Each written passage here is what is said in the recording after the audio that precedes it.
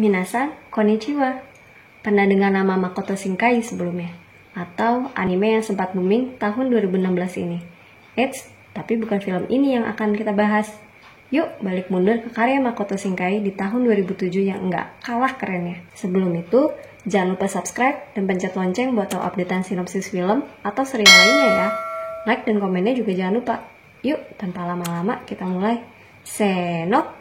Film 5 cm per second ini terbagi dalam 3 segmen yang secara berturut berjudul Cherry Blossom, Cosmonaut, dan 5 cm per second. Masing-masing segmen berpusat pada periode-periode tertentu dalam kehidupan Takaki Tono. Sebagai pembuka, kita diberi informasi mengenai kecepatan jatuh bunga sakura oleh anak perempuan bernama Akari, pun mengenai keinginannya untuk dapat melihat kembali bunga sakura bersama Takaki tahun depan. Alur berlanjut.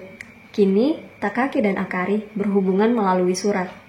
Dari surat-surat itulah kita tahu bahwa pertemuan terakhir mereka berlangsung setengah tahun yang lalu, yaitu saat perpisahan sekolah dasar. Akari kini tinggal di Tochigi, sedangkan Takaki masih tinggal di Tokyo. Namun rencananya, Takaki akan berpindah ke Kagoshima. Akari sedih. Artinya, jarak mereka akan menjadi semakin jauh. Takaki memutuskan untuk mengunjungi Akari sebelum kepindahannya. Ia menceritakan pohon sakura besar yang ada di dekat rumahnya, dengan harapan melihat bunga sakura bersama Takaki di sana. Takaki pergi dengan rencana yang cukup matang. Ia mencatat rute kereta yang harus ia tempuh. Ia juga membuat surat berisikan perasaannya terhadap Akari. Keduanya pun berjanjian di stasiun Iwafune pada pukul 7 malam. Selama perjalanan, kita dibawa mengarungi kenangan masa lalu Takaki. Takaki dan Akari berteman dekat karena memiliki banyak kemiripan. Keduanya seringkali hidup berpindah mengikuti orang tua. Mereka juga lebih senang menghabiskan waktu istirahat dalam perpustakaan ketimbang beraktivitas di luar ruangan. Dulu, ia pikir mereka akan bersama selamanya. Namun, suatu hari, Akari menelpon Takaki dan berkata bahwa ia harus berpindah sekolah. Ia sudah mengatakan keinginannya untuk tinggal. Sayang, kedua orang tuanya tidak memperbolehkan. Akari terus meminta maaf sambil menangis. Di sisi sambungan telepon yang lain, Takaki juga ikut bersedih. Sampai-sampai, ia tidak bisa balik menghibur Akari. Perjalanan Takaki menuju Tochigi mulanya berjalan lancar. Satu demi satu stasiun berhasil ia lewati. Namun, salju yang turun sejak siang lama-lama menghambat perjalanannya. Satu persatu keretanya datang terlambat. Mulanya, kereta hanya terlambat 4 menit, lalu bertambah 10 menit. Kemudian berhenti sejenak, berhenti lagi 10 menit, berhenti lebih lama, dan lebih lama lagi. Sampai waktu yang dijanjikan tiba, Takaki masih juga jauh dari tujuan akhirnya. Makin malam, makin gelisah pula Takaki. Awalnya, ia masih bisa menahan seluruh perasaannya yang bercampur aduk. Namun, emosinya serta-merta pecah begitu surat yang ia tulis sepenuh hati untuk Akari terbang di bawah angin. Takaki mulai putus asa. Ia berharap Akari pulang dan tak lagi menunggunya. Takaki berhasil sampai di Iwafune pukul 11 malam. Ia terkejut saat melihat Akari masih menunggunya. Seketika, semua perasaan kalutnya menghilang. Mereka menghabiskan waktu bersama dan melihat pohon sakura besar yang Akari ceritakan dalam suratnya, dan berbagi ciuman pertama mereka di sana. Saat itu, Takaki sadar bahwa mereka tidak bisa terus bersama. Ia sadar akan ada rintangan tak menentu yang mereka hadapi ke depannya. Mirip seperti rencananya yang semula sudah matang, namun hancur berantakan karena keadaan. Malam itu, Takaki dan Akari tertidur di pondok kecil setelah mengobrol panjang. Esok paginya, Takaki pulang menggunakan kereta. Keduanya berpisah sambil berjanji akan terus berhubungan melalui surat dan telepon. Takaki tak lagi mementingkan surat yang ia hilangkan. Di sisi lain, rupanya Akari pun menyiapkan surat untuk Takaki.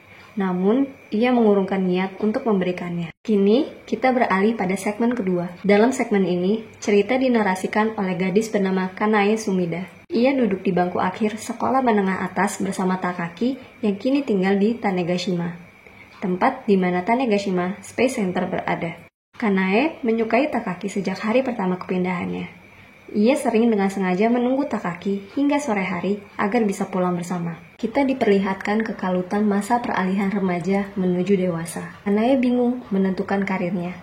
Juga bingung kapan harus menyatakan perasaannya kepada Takaki. Kanae sering melihat Takaki tengah mengetik email di handphonenya. Ia juga sering tertangkap melihat ke arah kejauhan, seperti menginginkan sesuatu yang amat sangat jauh. Kanae lega begitu mendengar Takaki juga sering kebingungan seperti dirinya. Sesuai saran Takaki, ia menyelesaikan masalahnya satu persatu soal karir dan sisanya tinggal masalah perasaannya. Pada akhirnya, Kanae memutuskan untuk tidak menyatakan perasaannya, walau ia yakin ia akan terus menyukai Takaki. Dalam satu adegan, Takaki membaca buku mengenai roket yang rencananya akan diluncurkan. Ia berpikir betapa perjalanan yang memakan waktu bertahun-tahun tersebut dipenuhi sepi. Kalau kita perhatikan, roket itu mirip dengannya, terus melaju dengan sepi, berharap ada hal yang ia inginkan menanti jauh di sana. Tapi sejauh mana ia bisa pergi? Tanpa Kanae tahu, rupanya email-email yang selama ini Takaki ketik tidak beralamat. Ia bahkan menghapusnya. Mungkin ini adalah salah satu hal yang membuat Takaki bingung. Ia terus ragu mengenai perasaannya, melihat dari rupa gadis tanpa wajah yang terus muncul dalam mimpinya. Bisa saja gadis itu Kanae atau perempuan lainnya. Namun di akhir, Takaki akhirnya tahu kalau jawabannya masih tetap Akari. Kini kita sampai di segmen terakhir. Takaki sudah dewasa. Ia bekerja sebagai seorang programmer di Tokyo. Takaki terlihat berantakan. Ia hidup, tapi tak berhasil menjalaninya. Ia sempat menjalin hubungan selama 3 tahun dengan seorang wanita. Namun, sepertinya ia tidak pernah bersungguh-sungguh membuka hatinya. Ia masih mengharapkan Akari. Untuk mengalihkan perasaannya, Takaki terus bekerja dan bekerja. Namun perasaan sesak dan sedihnya makin tak tertahankan. Depresi, ia memutuskan untuk keluar dari pekerjaannya. Kita akhirnya kembali diperlihatkan kehidupan Akari. Berbeda dengan Takaki, ia kini tengah mempersiapkan pernikahannya dengan pria lain. Kemarin, ia tak sengaja menemukan surat yang ia tulis untuk Takaki dulu. Narasi kemudian diceritakan dari sudut pandang Takaki dan Akari yang saling sambung menyambung. Keduanya bermimpi tentang masa lalu.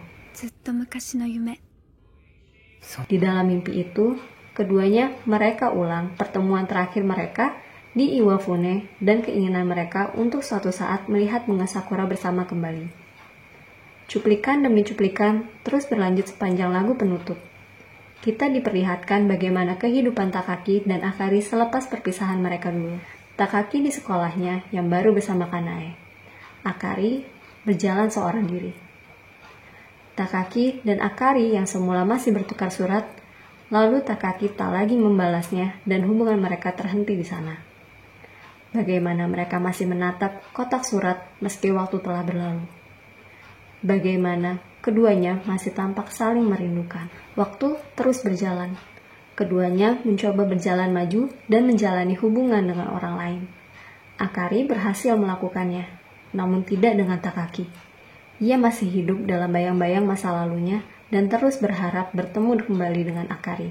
Suatu hari, saat melewati jalanan yang mereka lalui saat kecil, Takaki dan Akari berpapasan. Mereka berhenti dan saling menoleh. Sayang, kereta tepat melintas. Takaki menunggu kereta berlalu, namun rupanya Akari sudah pergi. Setelahnya, ia tersenyum dan terus berjalan. Sepertinya, ini senyuman pertama yang pernah Takaki tampilkan sepanjang film ya. Apa ini artinya Takaki akhirnya mencoba merelakan masa lalunya? Gimana? Sesaknya terasa sampai ke dalam-dalam kan? Apa hal yang paling menyesakan buat kamu? Nantikan sinopsis-sinopsis lainnya ya.